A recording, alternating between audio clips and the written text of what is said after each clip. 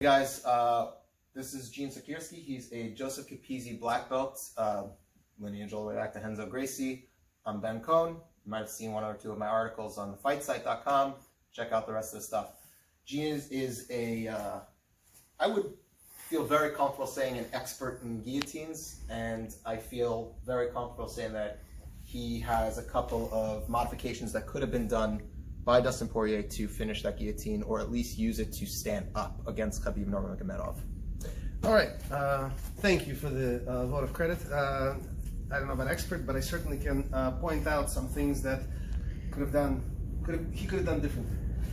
Okay, so if we take a look, oh, he took it from standing. Yes. So Almost against the cage. That's right. So he Magomedov shot in, right? So and he happened to lock in. I'm sorry, what is his name? He happened Dustin Poirier. That's it, Dustin Poirier. It happened to lock in a guillotine. So he grabbed his hands like this in a monkey grip. He got one arm in, right? And then, of course, either he got taken down or he went down himself. Really doesn't matter. They landed right here, right? So it's kind of almost like a guard or a half guard. The problem here is that instead of doing a real lateral crunch and landing on top of the guy's head, that gentleman who was choking kind of went arching back like this. When you arch back like this, you really don't get a lot of choking, right? So if he does nothing else right, the very least he could have done is just bite down into the choke, right, this way. But even that, in a perfect world, is not enough. Especially with this leg up, it's very hard to get to the choking line the way you want to, which is why I very much prefer to grab a half guard position right here, because it allows me to take my butt out.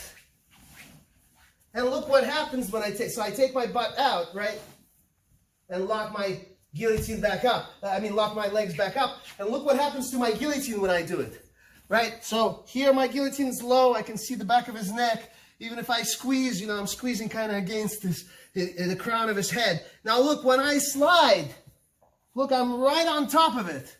Ben actually gulped just now a second ago.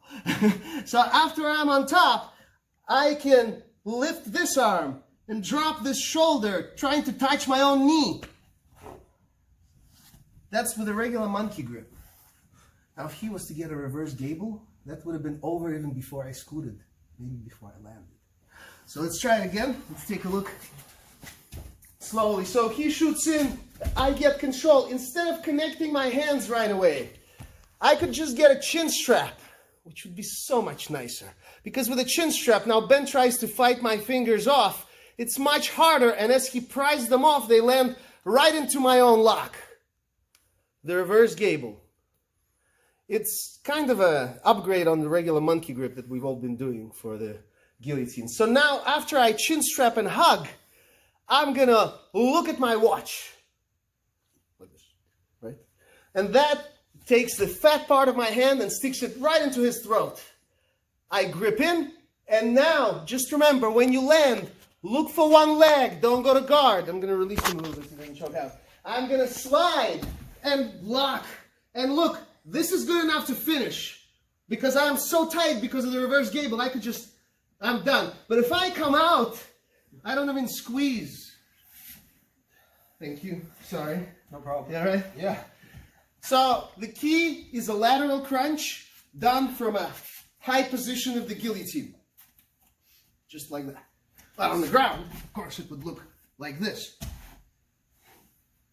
So how could he have adjusted once Khabib got around the half guard and he started to come on top? How could he have? That was he did come on top in the fight. So he was up here, they landed here, boom, right there here.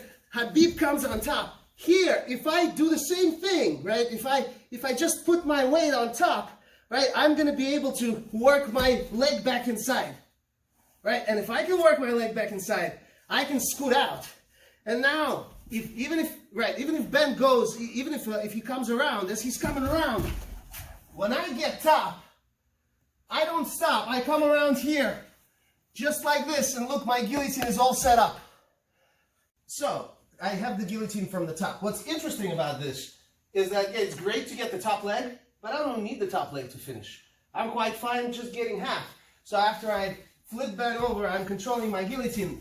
Getting this leg, just a half, is good enough. Now he can't get away. So long as I keep my reverse gable, which cuts the slack out of the guillotine altogether, and now I use the same rule. I lateral crunch. You see my elbow, it's going to come inside, right? Like this, look. Easy peasy.